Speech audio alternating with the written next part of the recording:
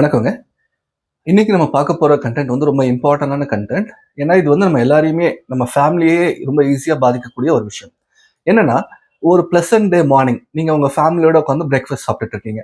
இப்போ சடனா ஒரு குரூப் ஆஃப் ஆஃபீசர்ஸ் உள்ள வந்துட்டு, இந்த மாதிரி உங்க பிரதரையோ, ஃபாதரையோ, யாரையோ உங்க ஃபேமிலியில ஒருத்தரை வந்துட்டு இம்மீடியட்டா இன்வெஸ்டிகேஷனுக்காக நாங்க கூட்டு போறோம் அப்படின்னு சொன்னா உங்களுக்கு எப்படி இருக்கும்? அதிலும் நம்ம லோக்கல் ஜூரிஸ்டிக்ஷன்ல இருந்து வராங்க அப்படின்னா, அவங்களுக்கு சொல்லி நம்மளால புரிய வைக்க முடியும். ஆனா இந்த என்ஐஏ அண்ட் ஏடிஎஸ்ல இருந்து சடனா வராங்க அப்படின்னா அவங்க கூட்டிட்டு போய் தான் பேசவே ஸ்டார்ட் பண்ணுவாங்க. அப்ப இவ்வளோ பெரிய விஷயத்துக்கும் உங்க தொலைஞ்சு போன ஃபோன் காரணமா இருக்கும்னு நான் சொன்னா உங்களால நம்ப முடியுதா? ரொம்ப ஷாக்கிங்கா இருக்கு இல்லையா? அதுதாங்க ஃபேக்ட். ஏன்னா இந்த ஃபோன் தெஃப்ட் அப்படின்றது ஒரு ஆர்கனைஸ்டு கிரைம்.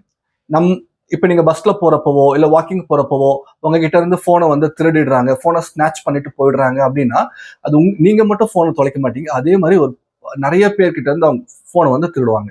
அப்படி ஸ்நாச் பண்ணப்படுற திருடுற போனை ஒரு ஏஜென்ட்டுக்கோ ஒரு புரோக்கருக்கோ வந்துட்டு அவங்க வந்து பல்கா செல் பண்ணுவாங்க. அப்படி செல் பண்ற போன்களை அந்த புரோக்கர் ஆர் அந்த ஏஜென்ட் என்ன பண்ணுவாங்க அப்படின்னா கலெக்ட் பண்ணி அதுல இருக்கிற டேட்டா, அதாவது நம்ம போனோட பாஸ்வேர்டை மறந்துட்டாதான் பின்போடு ரெக்கவரி எல்லாம் கேட்கும். அவங்க வந்து ரொம்ப ஈஸியா கேபிள கனெக்ட் பண்ணி சாஃப்ட்வேர்ல இருந்து எல்லா டேட்டாவையுமே வந்துட்டு தெஃப்ட் பண்ணிடுவாங்க.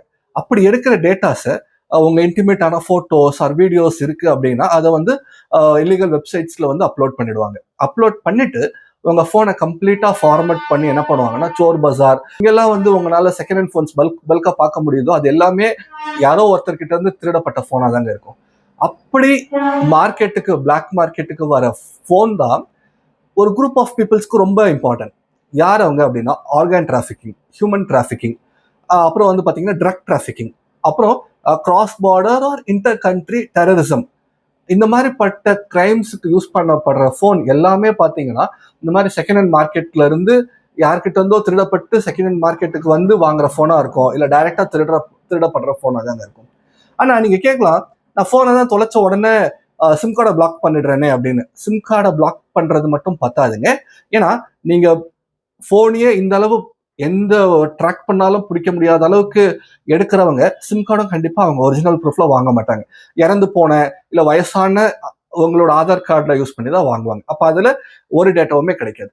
இப்படி திருடப்படுற போனை இந்த மாதிரி பெரிய பெரிய கிரைம்ஸ்க்கு அவங்க யூஸ் பண்ணிடுறாங்க அப்படின்னா அதை ட்ராக் பண்றப்போ ஆட்டோமேட்டிக்கா அந்த போனோட லீகல் யூசர், ஓனர், உங்களை வந்து அவங்களால ஈஸியா யார் போலீஸால வந்து ஈஸியா ட்ராக் பண்ணிட முடியும். அப்படி ட்ராக் பண்றப்போ நீங்க கேட்கலாம், நான் தான் போனை தொலைச்சிட்டேனே, அப்போ வந்து போலீஸ் வந்து என்னை வந்து எப்படி வந்துட்டு அந்த பர்டிகுலர் கேஸ்ல என்கொயரி பண்ண முடியும் அப்படின்னு சொல்லிட்டு. ஆனா பிஎன்எஸ் செக்ஷன் படி ஒரு கேஸ்ல உங்களுக்கு சம்பந்தம் இருக்கு அப்படின்னு சொல்லி போலீஸ் ஃபோர்ஸோ இல்ல வந்துட்டு கவர்மெண்ட்ல எந்த ஃபோர்ஸோ சஸ்பிஷன் சந்தேகப்படுறாங்க அப்படின்னா உங்களை லீகலா கூப்பிட்டு விசாரிக்கிறதுக்கான எல்லா உரிமையுமே அவங்களுக்கு இருக்கு. ஓகேவா? ஸோ இதுல இன்னொரு பிரச்சனை என்னன்னா, நம்ம லோக்கல் ஜூரிஸ்டிக்ஷன்ல இருந்து வந்தாங்கன்னா கொஞ்சமாவது நம்ம கன்வின்ஸ் பண்ண ட்ரை பண்ண முடியும்.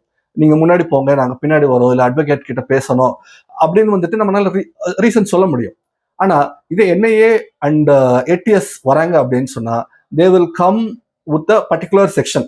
என்ன செக்ஷன்னா யூபா, அதாவது UAPA, unlawful activities prevention act or Tada, terrorism and disruptive activities prevention act.